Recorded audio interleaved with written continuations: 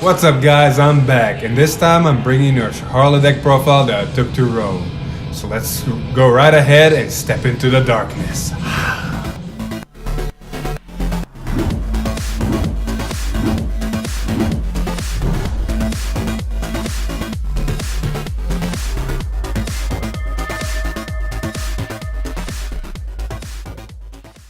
So let's get started.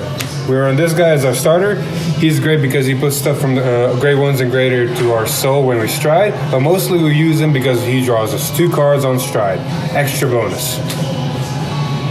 On to the grade 3s. Of course, we run 4 of the new Scharhrot, or Scharhrot, whatever you want to call it.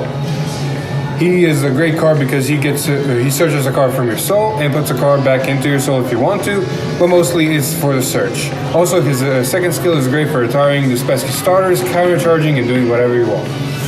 For our second grade 3, we run the Generation 2 Scharhrot. He is in the deck because of his second ability, which gives him plus 5,000 power and becomes a Silent Tom, which is literally the key of the deck.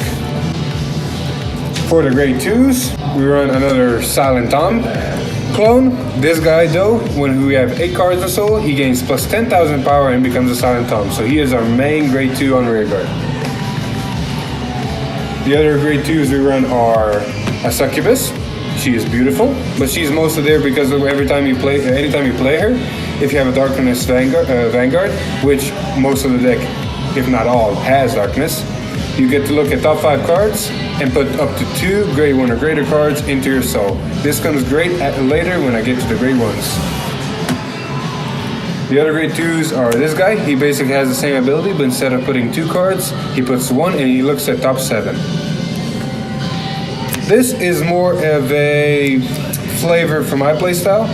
He's good on those first tries when you just want to set up, because he not only gets power based on the cards in your soul, but he can also draw your card and he goes into the soul. So pretty good deck card. For the grade 1s, our king and our staple, we're Tiger Jaeger. This guy is literally, he makes the deck, because with the grade 2s you search him out, or with the Scharhrot ability, or with anything else that puts him into the soul, because anytime he goes to the soul we can counterblast and draw a card.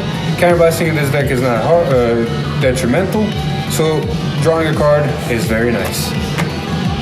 For the other grade 1s, we run the other grade Were Tiger. He is literally just there for the power cards, because his ability, if you have a Scharhrot Vanguard, Darkness, he gains plus 1,000 power for every card in your soul. So put this behind a Tom, you have 40k columns with no grade 0s, and then later no grade 1s. And finally for the grade 1s, we have a Perfect Guard. We play this one for the recycle. Basically when it's in the drop zone, we can either bind 1 copy from the drop zone or soul and put it back to our hand. Lastly, for the normal units, we run 1 grade 0, and that's the Animatic Assassin. Pretty self-explanatory. When it's in the soul, attack step comes out 15 or more, it's a 20k booster. Good for pushes. On to the triggers. We only run 4 crit triggers. It's the Scharhrot crit trigger, which means goes to the soul plus 5,000 and draw.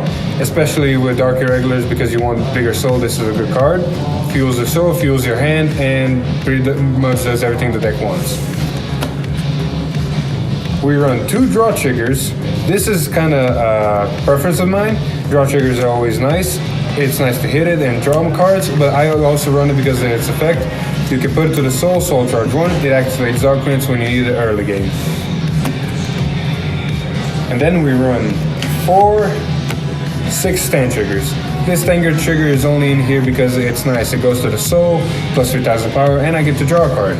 But this is the main MVP stand trigger because it can, on 10 cards in soul, countercharge, draw your card, and soul charge, and it goes back to the deck.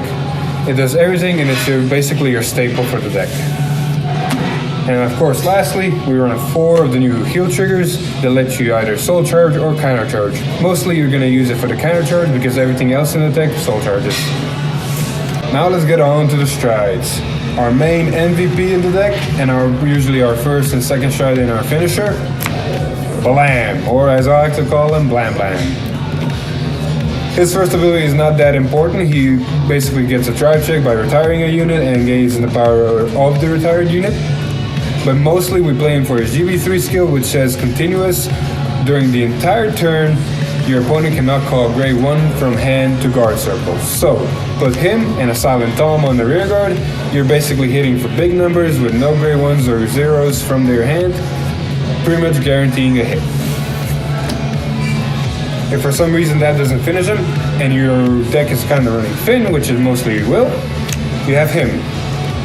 His ability is pretty good because he puts all the grade 0s from your soul and field back into the deck and shuffles the deck.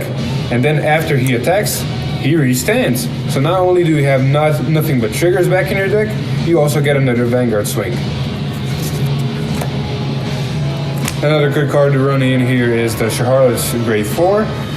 You don't play him that much, but when you do, he's a field wipe, also guard restrict, and gains plus 10,000 power. Gilderay is another staple for the deck. If you run into Link Joker or any other clan that's kind of restricting you, so you got to be more Vanguard specific, put an Automatic Assassin or a Were Tiger behind him. Not only is he swinging for big columns and a critical, but he's also a guard restrict. And of course, finally, a Dust. Because why not? It's a Zero Dragon. You gotta run it. For the G-Guards, in this deck I run 1, 2, 3, 4, 5 different G-Guards because we do have that options.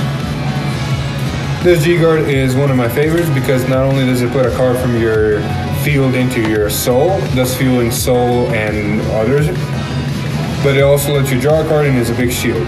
The staple first G-Guard for the clan was the Soul Charge Shield plus 5,000, still a good card, especially for early game. He comes in useful because when a Vanguard attacks your Vanguard, you use him, counterblast 1, and you give him and the Vanguard 5,000 power, which means after you use him, your Vanguard keeps that 5,000 power, which means for poke decks like Favas or Murakumo, he's a great card to stop them in their tracks. The Fighters Collection the Flipper G-Guard is always nice for extra numbers. And if you're fighting against Kyra or something else that retires stuff during the battle, this comes in useful because it gives all of your units resist. So that was the deck profile. It did pretty well down in Rome. Went 2-2, beat Bermuda's ass, but you know, G-Guards were annoying. And lost against Nubatama and Gear Chronicle, but they were good matches. Otherwise, all in all, the deck has about a 80 to 90% track record of winning because it's really hard to guard, or especially you can guard, when you go GB3, no grade 1s, and you put Silent Toms on both your rear guards and boost it by big numbers. So yeah, the deck is good. But that's all from me and what I did in Rome and all that. If you want to see more videos, please click right here. And as always, please subscribe. This has been Filip from the Top Deck Heroes, and I'll see you in the next one. Darkness.